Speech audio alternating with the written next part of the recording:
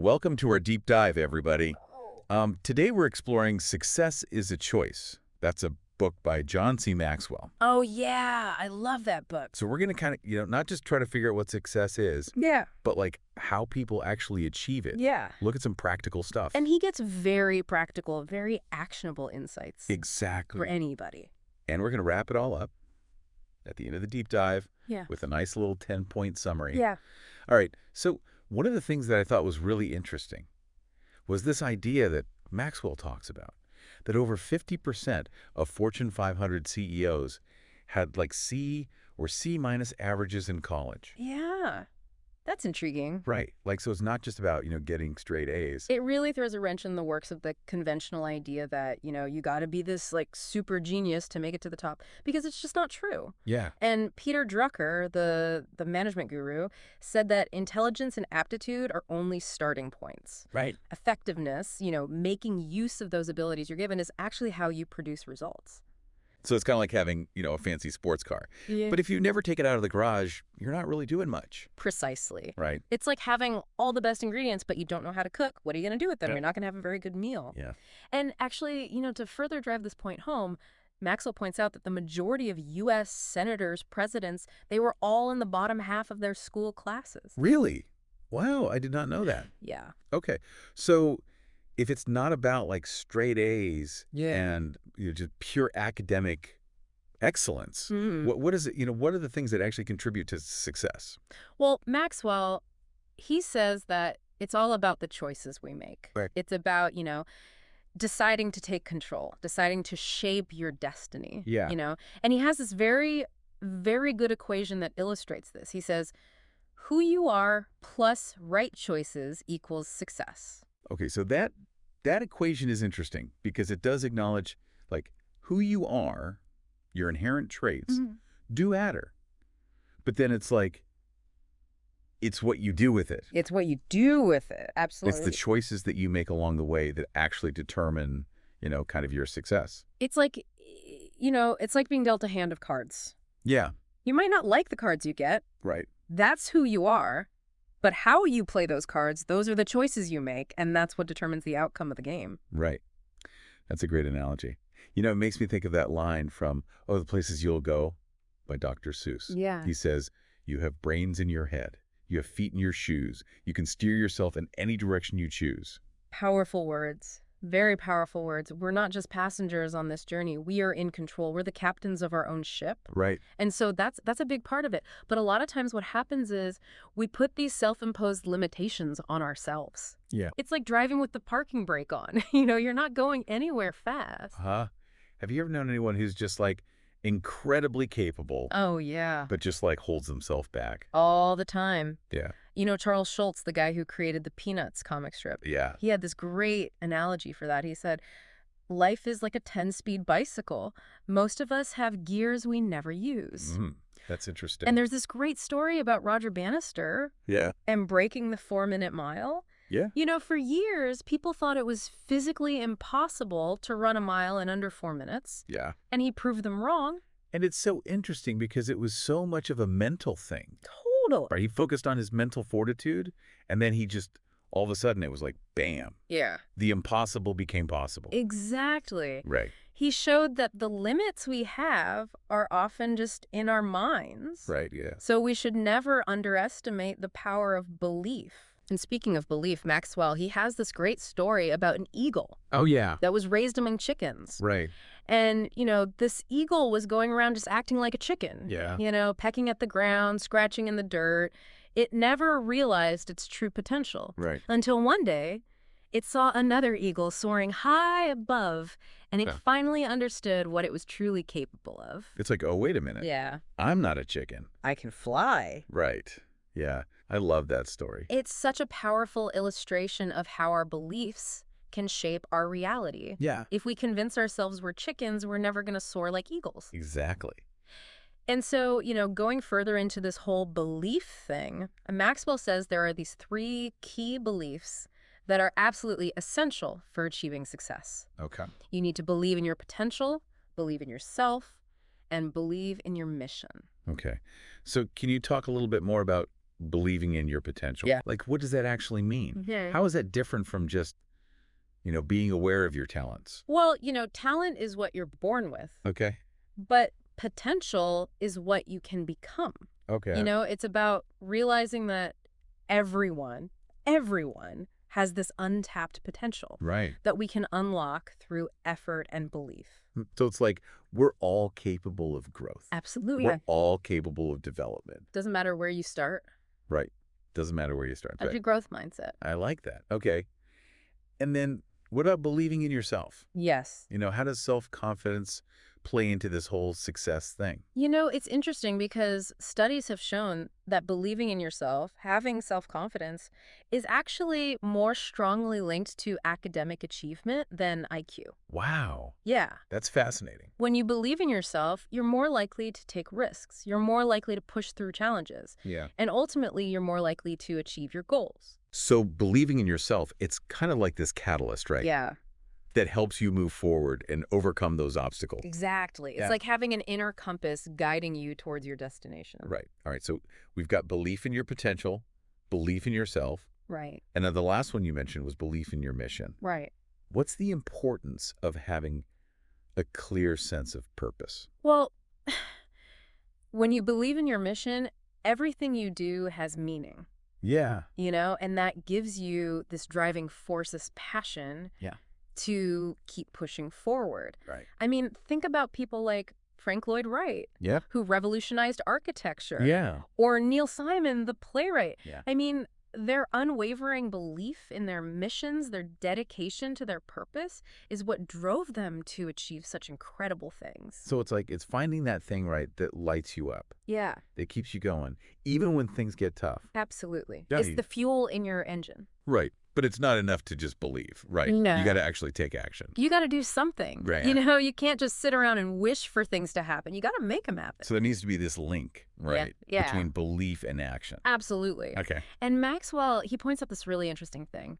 He says that in some ancient languages, the word for belief is the same as the word for do. Really? Wow. Yeah. That's fascinating. Isn't that interesting? Yeah. It shows just how interconnected those two concepts are. Right. So it really Yeah. makes you think, are we really living our beliefs? Right. Are we actually taking steps toward those aspirations? Exactly. Or are we letting fear hold us back? It's a good question to ask yourself, Right. because Maxwell actually tells the story about an aviation pioneer Okay. who built a plane Okay. before the Wright brothers, Oh, wow. but he was too afraid to fly it. Yeah.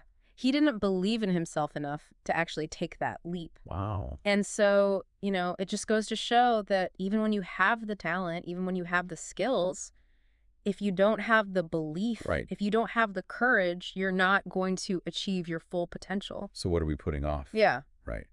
Because of fear. What dreams are we letting die because we're too scared to pursue them? Right. What can we do to overcome those fears? It's time to start asking ourselves those tough questions and taking action. Yeah, and really embark on that journey of courage Absolutely. and self-discovery. Yeah, it's a journey worth taking. Yeah. It's about taking that first step. Right.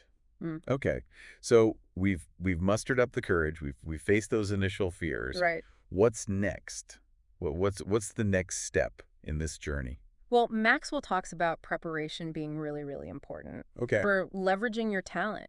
John Wooden, the legendary basketball coach, Oh, yeah. he said, the best way to improve your team is to improve yourself.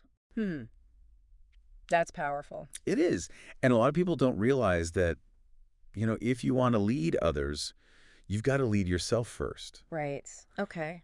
And Maxwell, he has a great story about how he was preparing for this trip to Latin America. Okay. And, he's very meticulous, very organized. And so he's getting all his materials together. Okay. And this preparation actually enabled him to be super productive, Okay. even during his travel time. So it's not just about, getting ready for like a specific event. Right. It's about kind of, anticipating those needs Exactly. and creating this environment Yeah. where you can, be your most productive self. It's about setting yourself up for success. Okay. Yeah. And Rudy Giuliani, when he was mayor of New York, Yeah. he was a big believer in preparation. Okay. And he actually said that his ability to lead during crisis situations like 9/11 Right. was directly attributed to his preparation. So being prepared can really make a difference when it comes to facing those unexpected challenges. So you're talking about anticipating those challenges Yes. and being equipped with the tools and the knowledge to deal with them. Exactly. Okay. So Maxwell, he talks about these 5 key principles for preparation. He does. Can you kind of break those down for us a little bit? Like, what are they and how do they actually work? Yeah, absolutely. So the first one is preparation allows you to tap into your talent. Okay. So, like Maxwell being able to write during his travels, sometimes unexpected things happen. Right. And those things can actually become opportunities for creativity Okay. if you're prepared. Right. So you're basically saying that, when you're prepared, you can actually kind of leverage those unexpected situations. Exactly. Okay. Yeah. That makes sense. All right.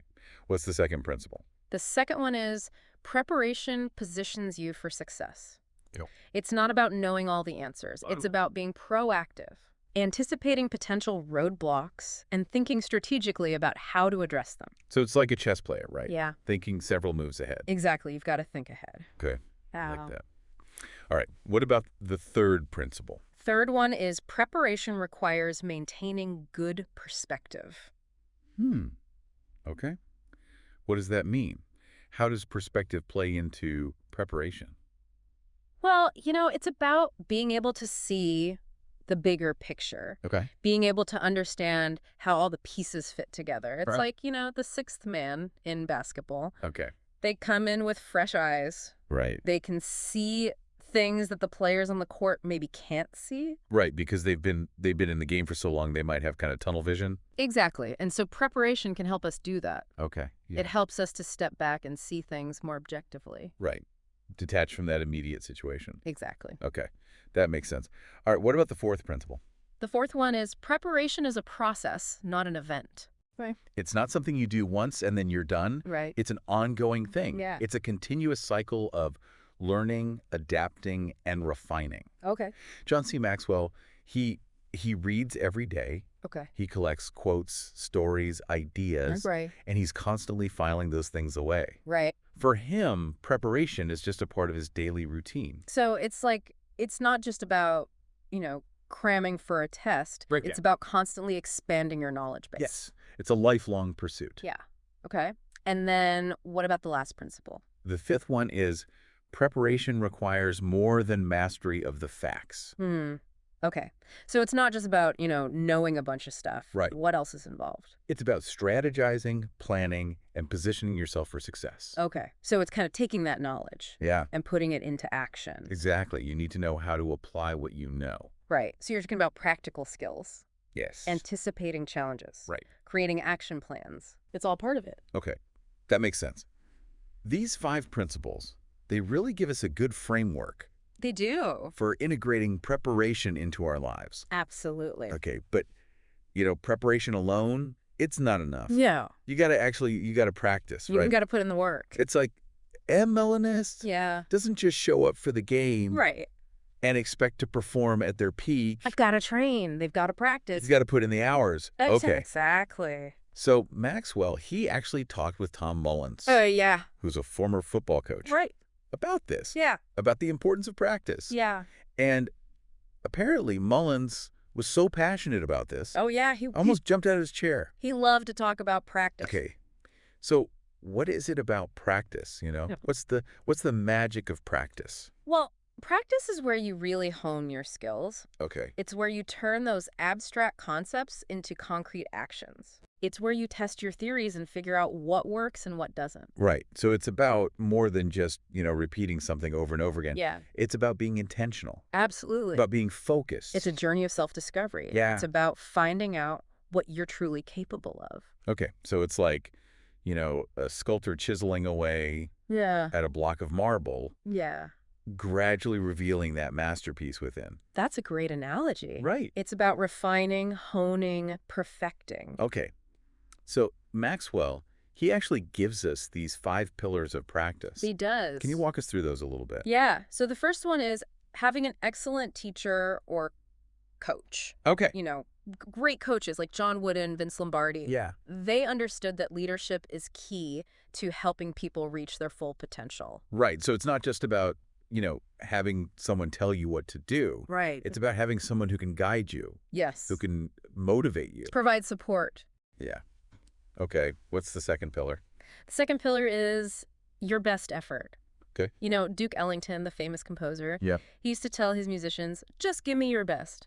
It's Mhm. about bringing everything you've got to the table. No half measures. No cutting corners. Right. All right. What's the third pillar? Third pillar is having a clear purpose. Okay. It's about understanding what excellence means to you, Right. setting specific goals, and aligning your practice with a larger vision. So it's not just about, mindlessly going through the motions. Right. It's about having that intention behind it. Exactly. Okay. John Johnston, a sociology professor, he said that there's a difference between excellence and success. Oh. He says, success is often about external validation, comparing yourself to others, Right. but excellence is about fulfilling your own potential. Okay.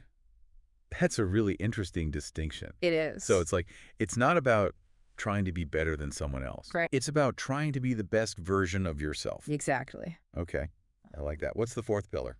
The fourth pillar is raising your standards. Okay. It's about rejecting mediocrity and constantly striving for improvement. So, no complacency. No settling. Right. Always push yourself. Always push yourself to be better. Okay. And then the last pillar. The fifth pillar is having the right resources. Okay. Even the most talented people need the right tools and support Right. to reach their full potential. So it's like, General Patton's tanks during World War II. Yeah, They had all this firepower, but they were useless without gasoline. exactly. You need the right fuel to make things go. Okay. So these 5 pillars, they're all about creating this environment Yes. where you can, really maximize your practice. Absolutely. Okay.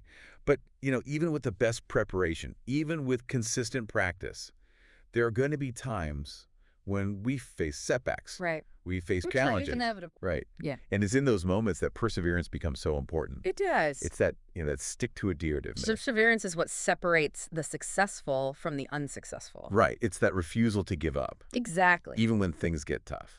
Success is rarely a straight line. Right. There are going to be bumps along the way, Yeah. but you've got to keep going. You've got to embrace the journey. Yes. Right. Learn from those setbacks. Absolutely. And just keep moving forward. Okay. And to do that, you need courage. Courage. Yeah. Okay. So we're not just talking about, physical courage here. No, Well- it's about making tough choices, Okay. standing up for what you believe in, Right. and taking risks. Okay. C.S. Lewis, he said that courage is the test point for all virtues. Mm-hmm. It's the foundation of character. Right. It's what allows us to act in accordance with our values. Okay. And character.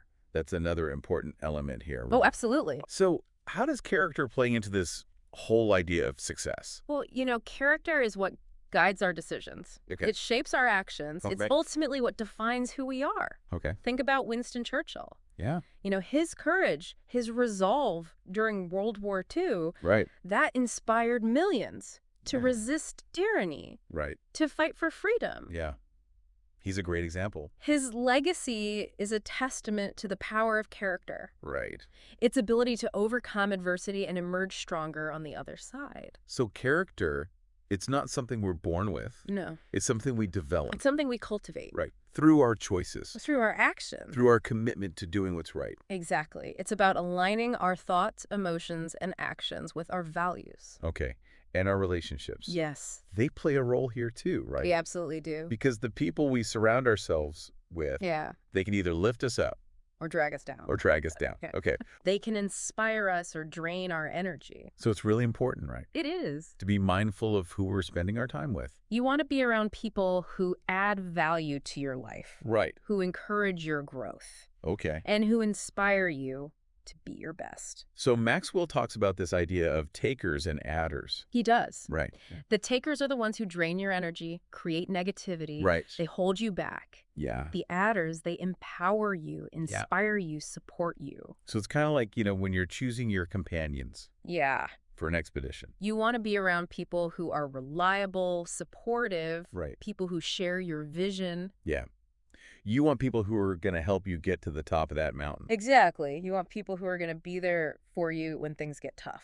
Okay, so those relationships, they should be built on mutual respect, Yes, shared experiences, trust, a absolutely. genuine desire to see each other succeed. It's about interdependence, understanding that we can accomplish more together than we ever could alone. Okay. And then that leads us to, this concept of responsibility. Responsibility. Great. Yeah, that's a big one. So how does responsibility factor into all of this? Well, responsibility is really the foundation of personal growth Right. and professional accomplishment. Okay. It's about taking ownership of your actions, Right. being accountable for your choices, Okay. and honoring your commitments. So it's about stepping up, Yes, doing what's required. going the extra mile, Yeah. even when it's not easy. Right.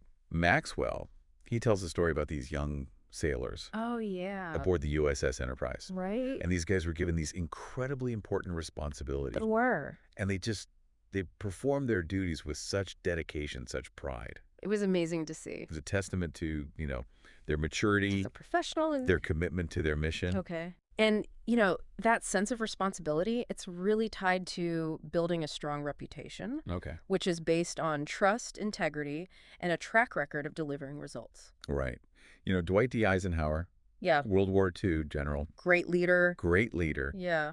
He was known for taking responsibility for his decisions, He was. even the tough ones. Even when things didn't go as planned. Right. And that earned him the respect of his troops, Absolutely. the respect of the nation. He understood that true leadership involves making tough choices Yeah. and accepting the consequences Oh. and then learning from those experiences. Okay. So when we embrace responsibility, Yeah, we open ourselves up to these opportunities for growth, you do. for development, for Uh-huh. leadership. It's a cycle. The more responsibility you take on, the more you grow. Okay. And then as we cultivate our talents, as we embrace responsibility, Right. we naturally start moving towards teamwork. Teamwork. Right. Absolutely. So how does teamwork fit into this whole equation? Well, teamwork is really about shared responsibility, Okay. collective effort, Right. a unified vision. Yeah. It's about recognizing that we can achieve extraordinary things when we work together. Okay. Maxwell, he calls it the law of significance. Okay. He says, one is too small a number to achieve greatness. Mm. So, think about any major accomplishment in history. Yeah. Landing on the moon, Right. developing a life-saving vaccine. Yeah. Behind every one of those achievements, there's a team. Right. A group of dedicated people working together. Yeah. Even, Charles Lindbergh's solo flight across the Yeah. Atlantic. Yeah. I mean, there were tons of people behind the scenes Absolutely. supporting him, providing expertise. Engineers, mechanics, you name it. Right. It wasn't just him up there all by himself. No, it takes a village. Okay.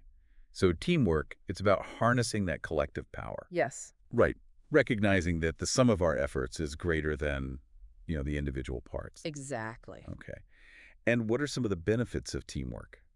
Well, for one thing, it divides the effort, Right. but it multiplies the effect. Okay. So by working together, we can get more done. Right. And we can have a bigger impact. Okay. Also, it creates a sense of community Right. where people feel connected, Yeah. valued, Right. empowered to contribute their best. Okay.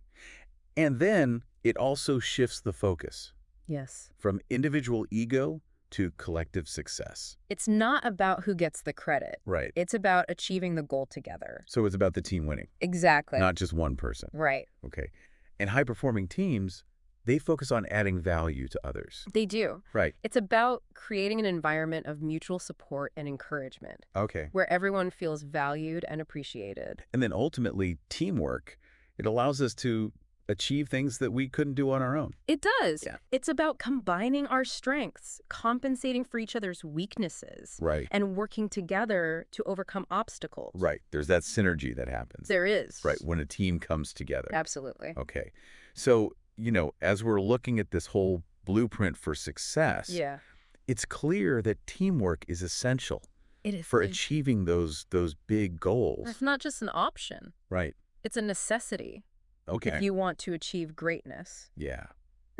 It's amazing, right? How much more we can accomplish when we actually work together. It's incredible. It's not just about like sports teams and, businesses. No, not at all. It's about families. Yeah. It's about communities, Communities coming together. working towards something bigger than themselves. Exactly. And even countries. Yeah, right. coming together to solve, like, global issues. Right, like climate change. Exactly, yeah. Yeah. The principles of teamwork, they really apply to everything. You know, one person who I think does a really good job of this is Bono Oh, yeah. from U2, Yeah. Great musician. right? Amazing musician. And such a powerful voice for good. Yeah. He's really passionate about social justice. He is, very much so. Ending poverty, Yeah. fighting disease. He's very knowledgeable about those issues, too. Yeah, and he's not just like, singing about it. No. He's actually like out there meeting with people, Yeah. world leaders, Economists. philanthropists. Yeah. He's really trying to make a difference. He walks the walk. He does. And it's because he believes in this power of, collective action. Yeah, for sure. He knows that we can do so much more Absolutely. when we actually work together. Way more than we can on our own. Right. And there's this quote from Michka Assayas, Oh, yeah. who wrote a book that was based on a bunch of conversations with Bono. Okay. And he says, "I've always needed collaborators. I'm much better in a gang than on my own. I'm a terrible lone wolf." I like that. Right. Okay. It's so true. Like even someone like Bono, who's incredibly talented, Yeah. he recognizes the importance of teamwork. It's not about the ego, Right. It's about the mission. Exactly. Okay. So, this whole deep dive into success as a choice, Yeah. it's been really eye-opening. It has. It's not just about individual achievement. No, not at all. Right. It's about empowering others. Yeah. It's about building those connections. Making a difference. Making a difference. Right. Leaving the world a better place than you found it. Yeah.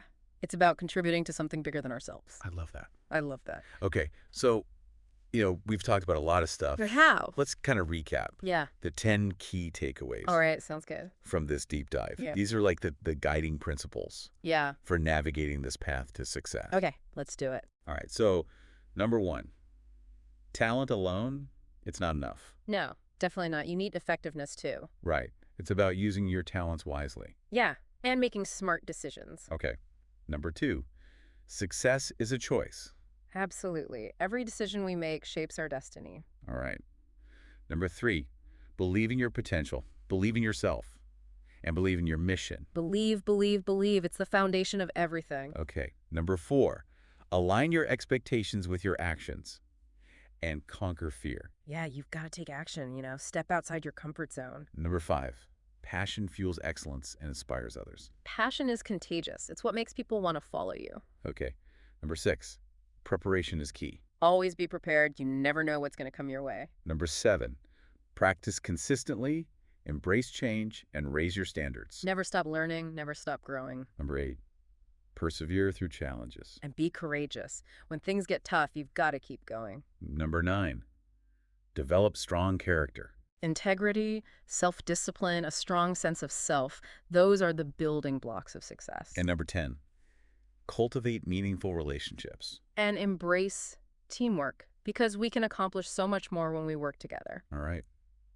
So there you have it, the 10 key takeaways 10 Steps to Success. from Success is a Choice. Fantastic book. Yeah. So if success is a choice, It is. what choices will you make? That's the question, isn't it? That's the question. What are you going to do with your life? Right. How are you going to unlock your potential? It's up to you. It's all up to you. That's it for this deep dive. Thank you so much for joining us. Thanks for having me. It's been a pleasure.